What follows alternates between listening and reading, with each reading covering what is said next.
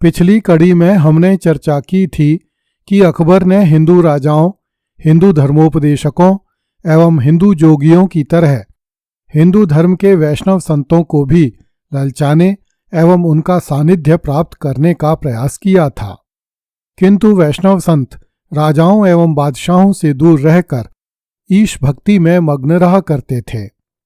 इसलिए अकबर उन्हें अपने दरबार में बुलाने में सफल नहीं हुआ। वैष्णव संतों की तरह उस काल में कुछ ऐसे राजा एवं राजकुमार भी हुए जिन्होंने अकबर के हाथों अपने स्वाभिमान को कभी नहीं बेचा। इस कड़ी में हम सिवाना के शासक कल्याण सिंह राय मलोद की चर्चा करेंगे। यद्यपि उस काल में राजपूताना के अधिकांश हिंदू शासकों ने अकबर की अधीनता स्वीकार कर ली थी, तथापि उनमें से अधिकांश ने अपनी धार्मिक, सामाजिक एवं सांस्कृतिक स्वतंत्रता को अक्षुण्ण बनाए रखने के लिए अंत तक संघर्ष जारी रखा।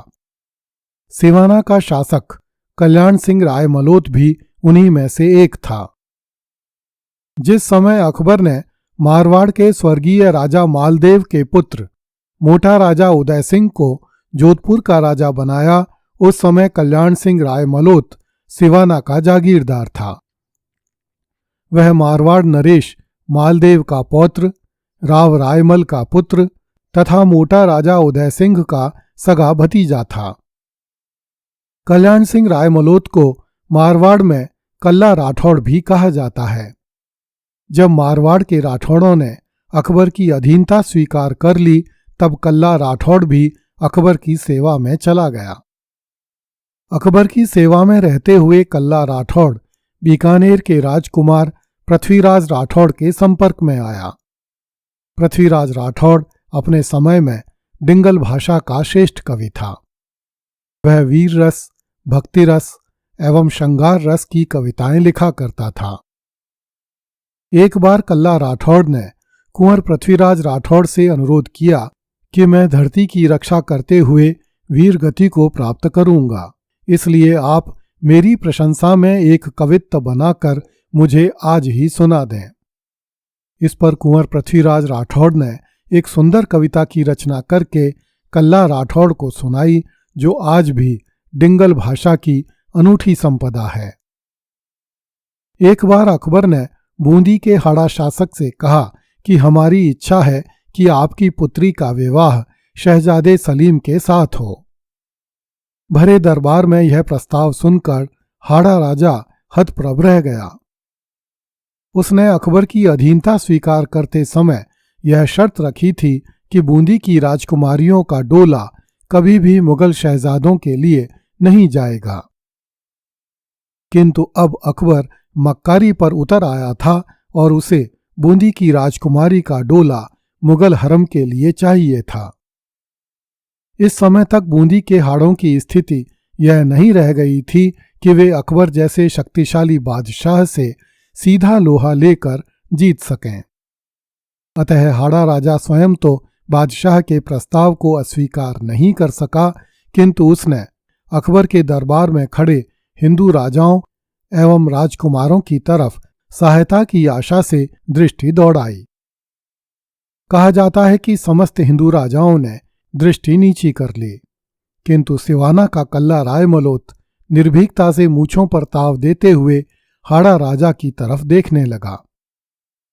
कल्ला से दृष्टि मिलते ही बूंदी के हाड़ा राजा सुरजन को बचाव का रास्ता मिल गया।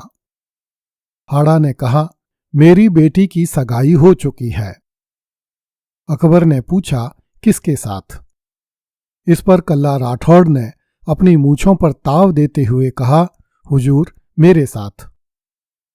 अकबर समझ गया कि इस बात में कोई सच्चाई नहीं है, किंतु स्वाभिमान की चौखट पर खड़े हिंदू राजा की बात को अभिमानी बादशाह काट नहीं सका। कुछ दिनों बाद ही कल्ला राठौड़ ने हाड़ों की राजकुमारी से विवाह कर लिया। एक हिंदू नारी की अस्मिता की रक्षा के लिए अकबर के दरबार में दिखाए गए इस साहस का भुगतान कुछ दिनों बाद कल्ला राय मलोद को अपने प्राणों से हाथ धोकर करना पड़ा। जब अकबर को ज्ञात हुआ कि कल्ला राठौड़ ने बूंदी के हाड़ा राजा सुरजन की राजकुमारी से विवाह कर लिया है तो अकबर बड़ा कुपित हुआ। उसने कल्ला राठौड़ को दंड स्वरूप लाहौर के मोर्चे पर तैनात कर दिया। लाहौर के मोर्चे पर एक दिन कल्ला राठौड़ तथा बादशाह के एक प्रिय मनसबदार के बीच कहासुनी हो गई। कल्ला ने उस मनसबदार को वहीं पर मार गिराया और लाहौर का मोर्चा छोड़कर सिवाना आ गया। कविराजा श्यामल दास ने अपने ग्रंथ वीर विनोद में लिखा है कि जोधपुर नरेश मोटा राजा उदय सिंह ने अपनी पुत्री जगत गुसाइन का विवाह शहजादे सलीम से कर दिया था, जो मुगलिया हरम में जोधाबाई के नाम से प्रसिद्ध थी। उदय सिंह का भतीजा कल्ला राठौड़ इस विवाह संबंध को अनुचित एवं अपमानजनक मानता था और अपने चाचा मोटा राजा उदय सिंह से झगड़ा किया करता था। उदय सिंह ने अकबर से अपने भतीजे कल्ला राठौड़ की शिकायत की। इस पर अकबर ने मोटा राजा उदय सिंह को आदेश दिया कि वह सिवाना पर हमला करके कल्ला राठौड़ को मार डाले।